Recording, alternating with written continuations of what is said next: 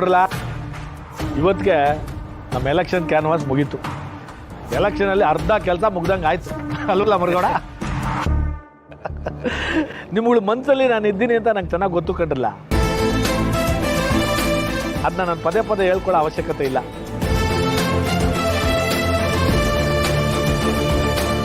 ಆಮೇಲೆ ಇನ್ನೊಂದು ವಿಷಯ ನಿಮ್ಗೆ ಗೊತ್ತಾ, ನಿಮ್ಗಳ ಸೇವೆ ಮಾಡೋಕ್ಕೆ ಅಂತಾನೆ ನಾನು ರಾಜಕೀಯದಲ್ಲಿರೋದು ಅಲ್ವಾ? ನೋಡಲ್ಲ, ಬೇರೆ ಯಾರಾದ್ರೂ ಬಂದು ನಿಮ್ಮ ತಲೆ ಕೆಡಿಸ್ಬೋದು, ಇನ್ನೊಂದು ಮತ್ತೊಂದು ಹೇಳ್ಬೋದು.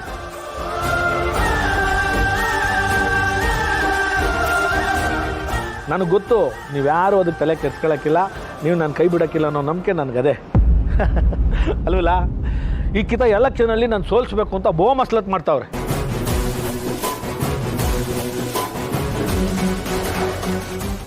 ಆದ್ರೂ ನೀವ್ಯಾರು ನಾನು ಕೈ ಬಿಡೋಕ್ಕಿಲ್ಲ, ನನ್ನನ್ನು ಗ್ಯಾರಂಟಿ ಗೆಲ್ಲಿಸ್ತೀರ ಅನ್ನೋ ನಂಬಿಕೆ ನನಗದೆ.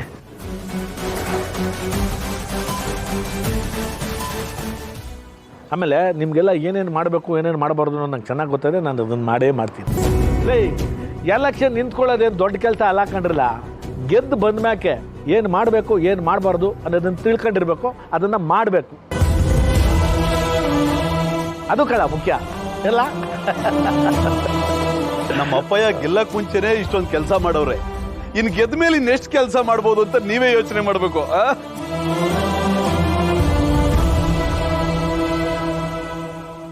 ಅದಕ್ಕೆ ನಿಮ್ಗಳ ಮತ ಯಾರಿಗೆ? ನಿಮ್ಮ ಮತ ಯಾರಿಗೆ? ನಿಮ್ಮ ಮತ ಯಾರಿಗೆ?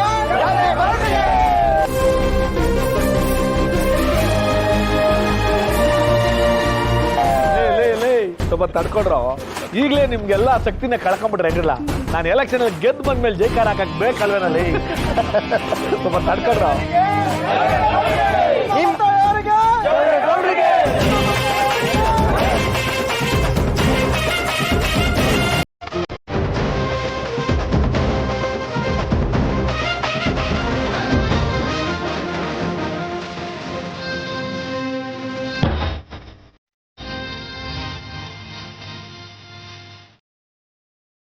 ಈ ಮನ್ಸನ್ನು ಒಂದಿಟ್ಕೊಂಡು ಹೊರಗಡೆ ಇನ್ನೊಂದ್ ತರ ನಡ್ಕೊಳ್ಳೋರ್ನ ನಂಬಕ್ಕೆ ಆಗಲ್ಲ.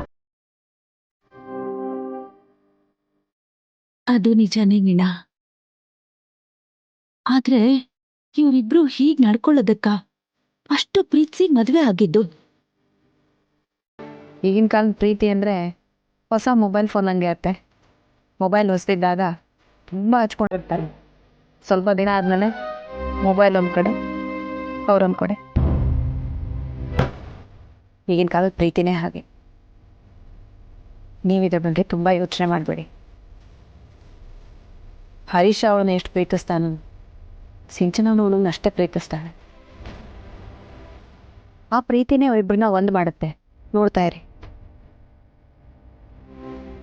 ಏನೋ ನಿನ್ ಮಾತು ನಿಜ ಆದ್ರೆ ಅಷ್ಟೇ ಸಾಕು ವೀಣಾ.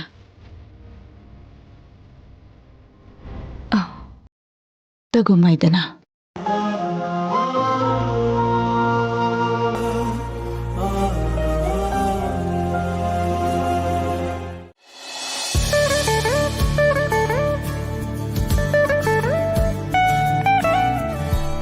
ಕೆಲಸ ಕೊಟ್ರ?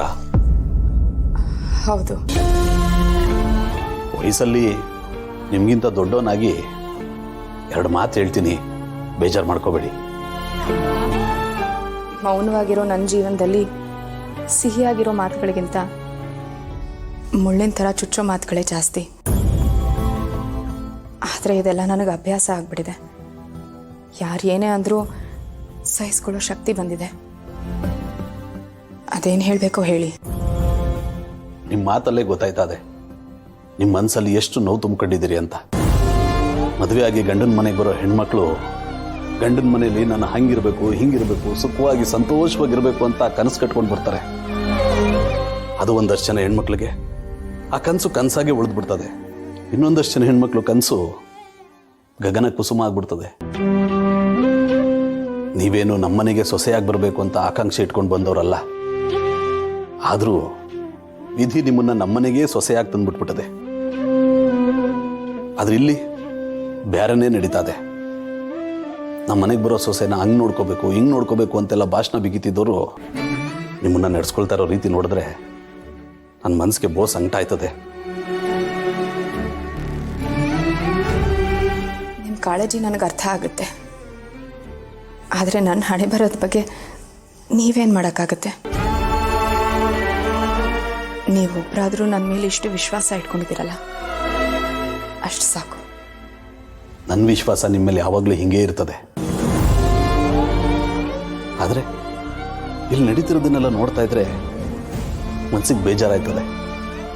ನೋಡಿ, ಈ ಮನೇಲಿ ಯಾರು ಏನೇ ಅಂದರೂ ನೀವು ಮಾತ್ರ ತಾಳ್ಮೆ ಕಳ್ಕೊಬೇಡಿ. ನಿಮ್ಮ ತಾಳ್ಮೆ ಕೈ ಮೀರ್ತದೆ ಅಂದಾಗ ನನ್ಗೆ ಹೇಳಿ, ಹೆಂಗಾರ ಮಾಡಿ ನಾನು ಅದನ್ನ ಸರಿ ಮಾಡ್ತೀನಿ.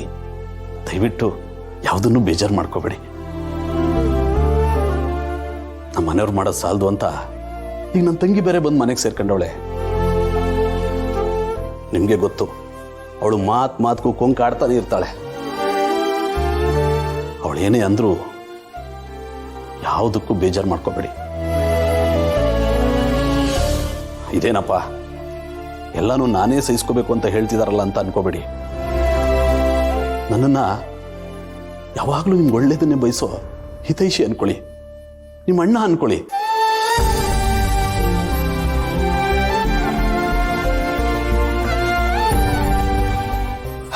ನಾನು ಇಷ್ಟೆಲ್ಲ ಹೇಳಿದ್ದು ನಿಮ್ಗೇನಾದರೂ ಬೇಜಾರಾಗಿದ್ರೆ ದಯವಿಟ್ಟು ನನ್ನ ಕ್ಷಮಿಸ್ಬಿಡಿ. ಅಯ್ಯೋ, ಹಾಗೆಲ್ಲ ಹೇಳಬೇಡಿ. ದಾರಿ ಕಾಣಿಸ್ದೇ ಇರೋರಿಗೆ ಒಂದು ಸಣ್ಣ ಮಿಂಚಿನ ಹುಳುವಿನ ಬೆಳಕು ಕೂಡ